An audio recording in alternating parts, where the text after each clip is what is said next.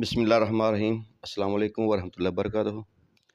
दोस्तों उम्मीद करना कि सब ठीक हो गए। अल्लाह दे फजल ते करम सोने नबी सदके पंज तंदे सदके जिथे भी रहो खुश रहो ते शाद आबाद रहो। काफ़ी दिनों तो बाद असी दोबारा वीडियो जी अपलोड कर रहे हैं।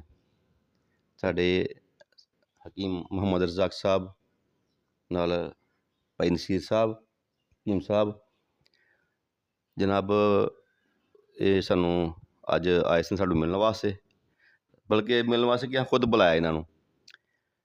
तो एक बड़ा खास नुस्खा अज इन्हों को पुछांगे जिहड़ा इन्हां दा तजर्बाशुदा है, और अलहमदुलिल्लाह असी वीडियो भी जिहड़ी है वो नाल चलावांगे।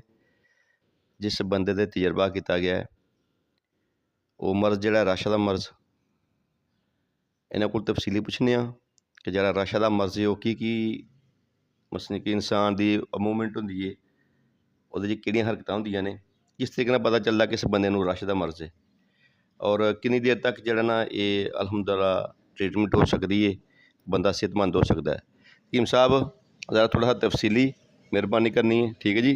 और नुस्खा अगर कोई मंगवाना चाहे, अगर कोई बंदा नुस्खा मंगवाना चाहे तो इंशाल्लाह व्हाट्सअप नंबर चलेगा तो वो बजरिया डाक इंशाल्लाह उन्होंने घर तक पहुँच जाएगा नुस्खा जी।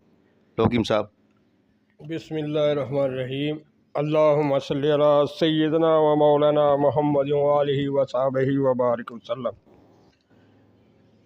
हकीम साहब साडे भाई दोस्त शाह साहब इन्हां ने सानू बुलाया है कि इन्हां नाल एक दिन गुफ्तगू होई है कि साडे कोल माशाअल्लाह बड़ा ही जिहड़ा घरानक केस हुंदा जिहनूं रशा कहने मरद, क्योंकि ये वास्ते खास कर जेह्ड़े लोग रशा होंदा बहुत परेशान होंदे ने, खान पीन की दिक्कत होंदी है। रशा वो मरद है जिहदे नाल हत्थ यानी बहुत ज़्यादा यानी कंबदे ने, बबलिंग होंदी है कि बंदा यानी खाना नहीं खा सकता, होर भी बहुत सारे ड्राइविंग नहीं कर सकता, क्योंकि रशा ये मरद जिहड़ी है ये असल तजाबियत की उजलाती गुद्दी साबर मुल्तानी के नज़रिए नाल एक मरद है, यानी कि एक मशीनी तहरीक है जिहड़ी कि अजू जिहड़े ना ऐटोमैटिक जिहड़ा हरकत करते रहंदे ने। तो अल्हम्दुलिल्लाह ऐसे मरीज़ जे कि वीडियो भी चलेगी जिन्होंने तकरीबन एक मरीज़ साढ़े कोल सियालकोट शहर दे विच उन्हां दी उम्र है 75 साल। अल्हम्दुलिल्लाह उन्होंने असी दवाई दी है तो अल्हम्दुलिल्लाह वो चीज़ ऐसा से हैं कि वो कोई भी अपनी चीज़ खाना लैके तो फड़ के नहीं खा सकते। हुण अल्हम्दुलिल्लाह वो वीडियो से पता लगेगा कि वही बजुर्ग जिन्हां की उम्र 75 साल है वो अपने हत्थ नाल जिहड़ा खा पी मैं फकीर सैन बरहमे चक तो नस दल वाली गल कर रहा वां। तो मैनूं राशे का मरज़ सी ते मैं दो हत्थां दे सुआ खा नहीं सी सकदा, ना ही चाय पी सकदा। चाय जिहड़ी सी बल्कि वो मेरी कपड़ियां ते डुल जाती सी नाकी।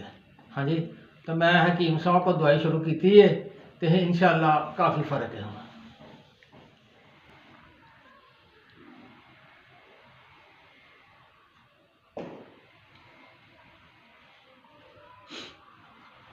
चलो रख के हूँ गलबात करो। मैं इंशाअल्लाह दवाई शुरू की है, कोई 40 दिन हो गए 40 दिन हो गए ने, तो इंशाअल्लाह काफ़ी फर्क है। मैं एक हाथ ना हुण पी सकना वा। हाँ जी, तो बड़ा फर्क है इंशाअल्लाह जी। दोस्तों तुसी हकीम मुहम्मद रज़ाक साहब उन्हां कोल तुसां गुफ्तगू सुनी है कि राशा मर्ज़ जिहड़ा की एक हत्थ का वाइब्रेट करना, इस तरीके नाल हिलदा रहना, और सर नूं जिहड़ा वो बिल्कुल इस तरीके नाल जिहड़ा सर दा भी और हत्थ दा हिलना जिहड़ा है, ठीक है जी। इंसान खुद कोई चीज़ फड़ के खा नहीं सकता, ठीक है जी। छड़ी नहीं फड़ सकता, क्योंकि जगह छड़ी फड़ेगा तो वो छड़ी भी उस तरह वाइब्रेट करेगी बनता है।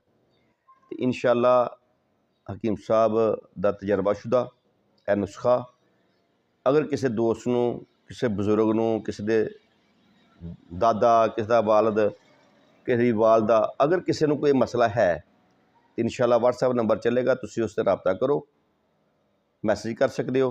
इंशाअल्लाह बजरिया डाक दवाई जिहड़ी तुहाडे घर पहुँच जाएगी। तरीका परहेज़ मुकम्मल तौर पर नाल जिहड़ा वो इंशाअल्लाह रसाल किया जाएगा।